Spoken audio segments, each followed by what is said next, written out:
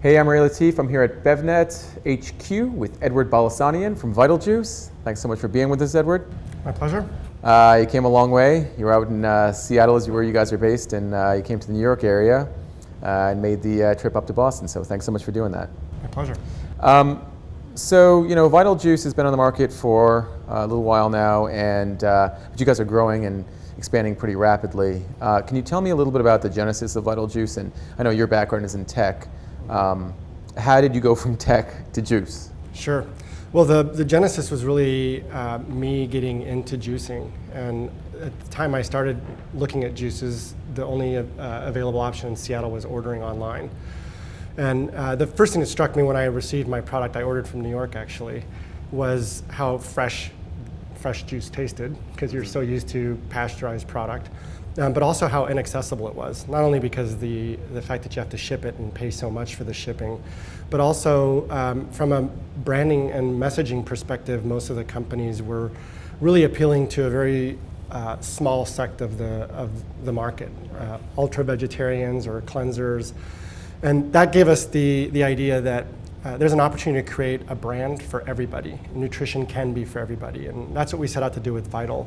We felt like beverages were a great place to start because this is one of the most efficient ways to deliver nutrition.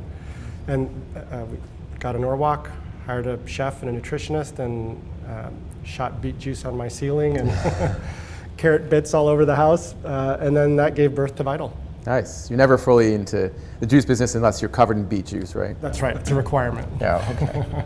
Now, it's interesting you mentioned efficiency.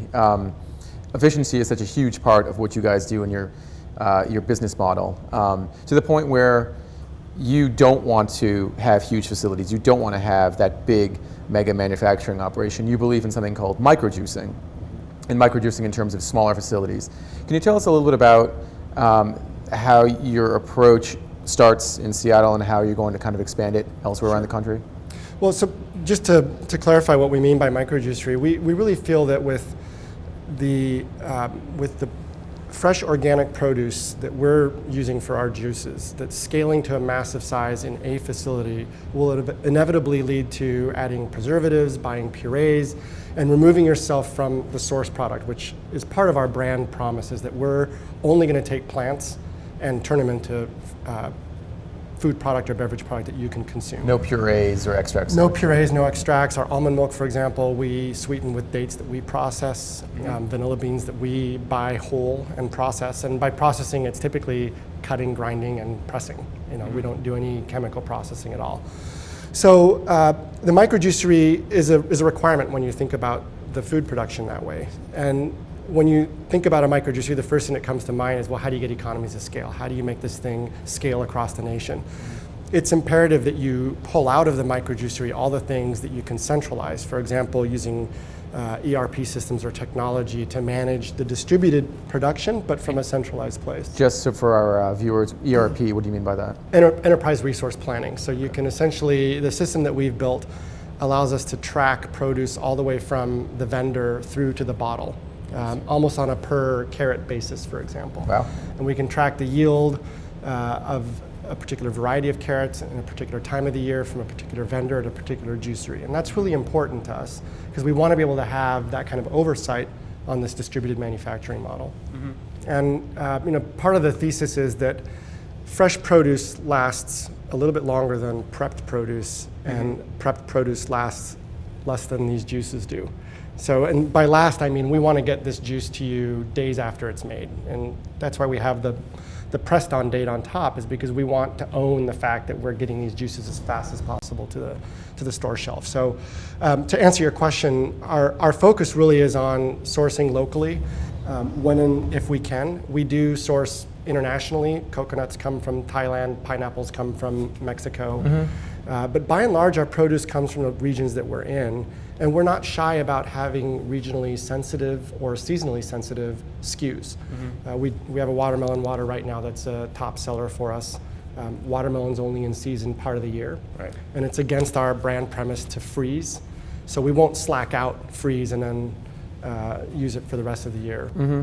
Now, your only facility at this point is in Seattle, but you're expanding. You're looking at New York right now. Correct. Also San Francisco and LA.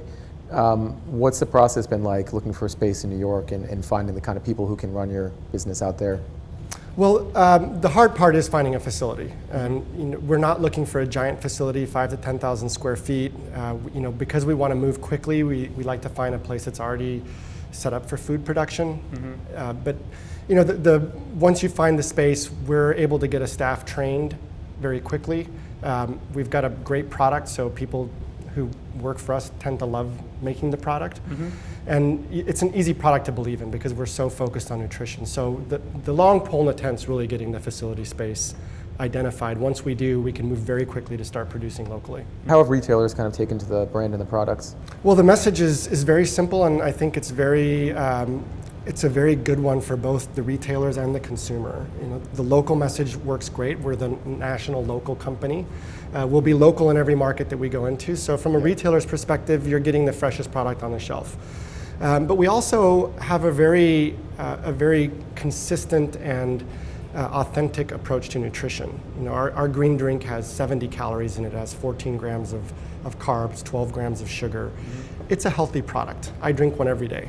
And that resonates as well. So when you look at the shelf, for example, in Whole Foods, we have a pretty substantial set in there. And I think it's because all those components fit really well with where this market's going. And we're unique in that respect, especially with the number of SKUs that we have. And we have a watermelon water, a coconut water, almond milks, kids lines, and then our classics. So if you want nutrition, we've got you covered. Long term, how many markets do you guys see yourselves being in? And what kind of resources are you guys, ready to commit at this point? Well, in the next 18 months, we'd like to be in 4 dense metro regions, and those include LA, San Francisco, New York, and something in the Midwest, probably a Chicago. Because of the work that we put into creating this template, we feel like we can pop in a micro juicery and the required systems around it, whether it be marketing or sales, relatively quickly. We do invest a lot in our demo programs. We feel like it's the best way to reach consumers. There's a big education gap right now, and you're not going to reach people through a website or through Facebook. You have to be talking to them, showing them the labels, helping them understand why this is actually an investment for their future, not just a beverage that they're buying for lunch. Very cool. Well, excited to see how it rolls out. You got a great brand, great product, so good luck, and thanks so much for being with us. Yeah, thanks, Ray. Appreciate it. Yep, my pleasure.